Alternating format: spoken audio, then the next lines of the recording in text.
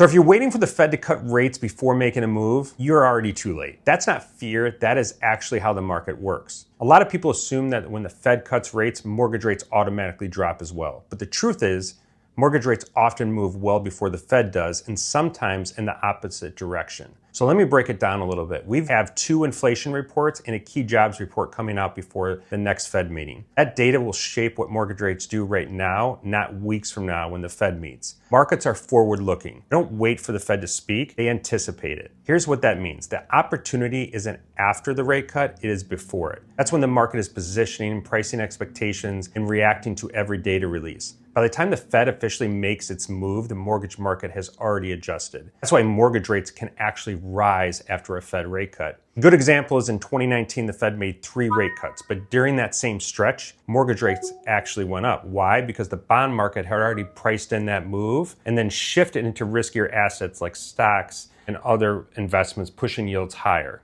Another factor, you're not the only one waiting. Fannie Mae shows that 76% of consumers think mortgage rates will drop in the next 12 months. That's a crowded trade. And when everyone's waiting for the same signal, it leads to higher home prices, more buyer competition, and fewer opportunities. You don't need the perfect timing, you need a smart strategy. The window of opportunity is often when the market feels uncertain, like right now, when inflation reports are pending, when nobody knows what the Fed will do next. That's when rates bounce. That's when you have negotiation room. That's when the noise is loud, but the upside is real. By the time the Fed cuts, the market has likely moved on. So if you're sitting on the sidelines right now, waiting for headlines, just know the real opportunity may have already passed you by.